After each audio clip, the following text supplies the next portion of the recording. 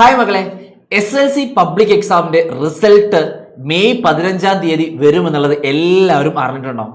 ടെൻഷനുള്ള കുറേ പേരുണ്ടാകും അല്ലേ? വേറൊന്നും നമുക്ക് നോക്കാനില്ല. നമ്മൾ എഴുതിയ ആദ്യത്തെ പബ്ലിക് എക്സാം ആണ്.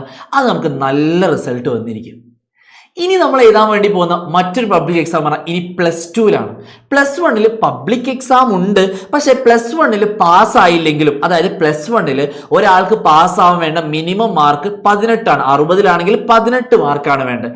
18 മാർക്ക് എന്നുള്ളത് 17 മാർക്കായാലും അവന് +2 അവന്റെ അതേ ഫ്രണ്ട്സിന്റെ കൂടെ അതേ ക്ലാസ്സിൽ ഇരുന്ന് പഠിക്കാൻ വേണ്ടി പറ്റും.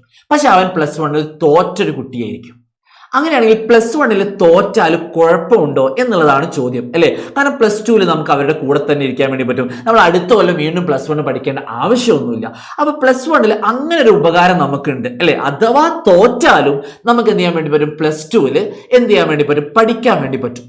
അല്ലെങ്കിൽ +2 നമുക്കത് മെയിൻറ്റെയിൻ, അല്ലെങ്കിൽ +2 നമ്മൾ +1 ഇതിനേക്കാളും കൂടുതൽ മാർക്ക് വാങ്ങിയ, ഇപ്പൊ എക്സാമ്പിൾ പറയുകയാണെങ്കിൽ 36 മാർക്കാണ് +2 നിങ്ങൾ കഴിഞ്ഞു പോകുമ്പോൾ ഫിസിക്സിന്റെ കേസ് എടുക്കുകയാണെങ്കിൽ 36 മാർക്ക് നിങ്ങൾ എഴുതി നേടണം. സി മാർക്ക് ഒന്നും കൂടാതെ എഴുതി നേടണം. അതിൽ +1 നിങ്ങൾക്ക് 17 മാർക്കാണ് കിട്ടിയെന്നുണ്ടെങ്കിൽ നിങ്ങൾ +1 തോറ്റ കുട്ടിയാണ്. പക്ഷെ +2 നിങ്ങൾ 19 മാർക്ക് വാങ്ങിയെന്ന് വിചാരിച്ചോ, 19 + 17 എത്രയാണ്? 36. നിങ്ങൾ പാസ്സായി. അപ്പൊ സാറേ, അങ്ങനെ ഒരു സാധനം അതിലുണ്ട് അല്ലേ? +1 തോറ്റാലും +2 ആ മാർക്ക് നമ്മൾ നേടിയെടുക്കുകയാണെങ്കിൽ ഉറപ്പായിട്ടും നമുക്ക് എന്ത് ചെയ്യാൻ വേണ്ടി പറ്റും? പാസ്സാവാൻ വേണ്ടി പറ്റും എന്നുള്ളതാണ്. പക്ഷേ അതിൽ പിന്നാമ്പുറത്തിരിക്കുന്ന ഏറ്റവും വലിയൊരു ടാസ്ക് എന്താന്ന് വെച്ചാൽ, +2 നിങ്ങളൊന്ന് പൊട്ടിപ്പോയി എന്ന് വിചാരിച്ചോ. ഇത് +2 ഫിസിക്സിലും എനിക്ക് 18 മാർക്ക് കിട്ടിയില്ല, അതായത് 17 മാർക്കാണ് എനിക്ക് കിട്ടിയത്.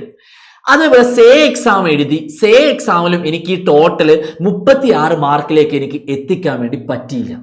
അപ്പൊ ഇനി എന്താ ചെയ്യുക? എനിക്കാണെങ്കിൽ +2 നല്ല മാർക്ക് വേണം. നമ്മൾ ഏതൊരു ജോബ് ആപ്ലിക്കേഷനിലും മിനിമം ക്വാളിഫിക്കേഷൻ ആയിട്ട് വരുന്നത് +2 ആണ്. അപ്പൊ അതില്ലാതെ നടക്കൂല എന്നുള്ളൊരു അവസ്ഥയിലേക്ക് എത്തി. അങ്ങനെയാണെങ്കിൽ നമ്മൾ എന്താ ചെയ്യാൻ വേണ്ടി പോവുക? അടുത്ത കൊല്ലം വീണ്ടും +1 എക്സാം എഴുതാൻ പോലെ. ആ എക്സാം എഴുതുമ്പോൾ നിങ്ങൾ ശ്രദ്ധിക്കേണ്ട കാര്യം എന്താണെന്നറിയോ?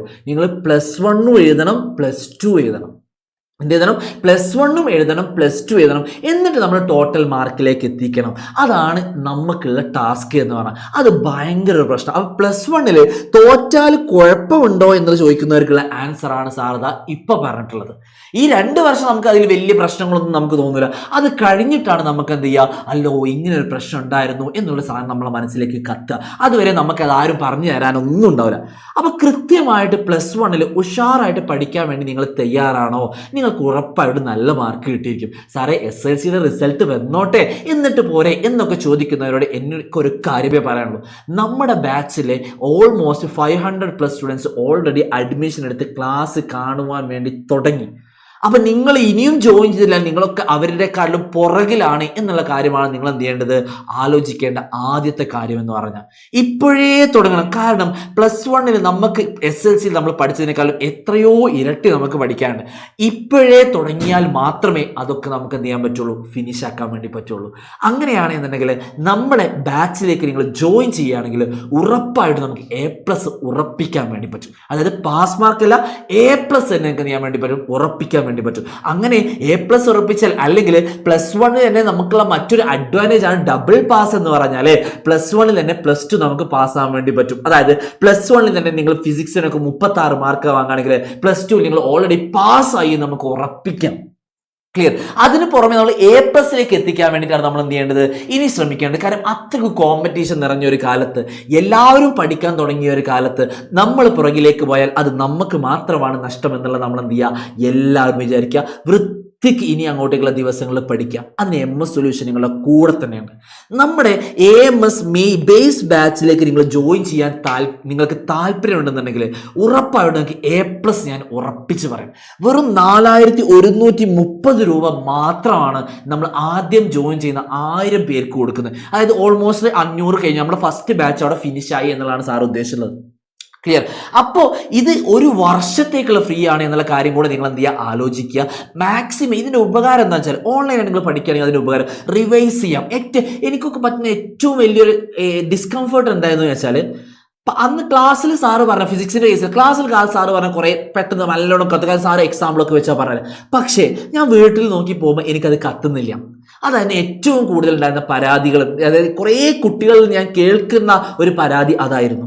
അപ്പൊ അതിനുള്ള ഏറ്റവും വലിയ സൊല്യൂഷൻ റിവൈസിങ് എന്നുള്ളതാണ്. അതായത് വീണ്ടും വീണ്ടും അത് കാണാനുള്ള ഒരു അവസരം നമുക്ക് ഉണ്ടാകണം. അതിന് ഏറ്റവും ഹെൽപ്പ് ചെയ്യുന്നത് ഓൺലൈൻ ക്ലാസ്സുകളായിരിക്കും. അപ്പൊ ഈ ബാച്ചിലേക്ക് നിങ്ങൾ ജോയിൻ ചെയ്താൽ നിങ്ങൾ കിട്ടാൻ വേണ്ടി പോകുന്നത് ചാപ്റ്റർ വൈസ് റെക്കോർഡഡ് ക്ലാസ് നിങ്ങൾക്ക് കിട്ടുന്നതായിരിക്കും.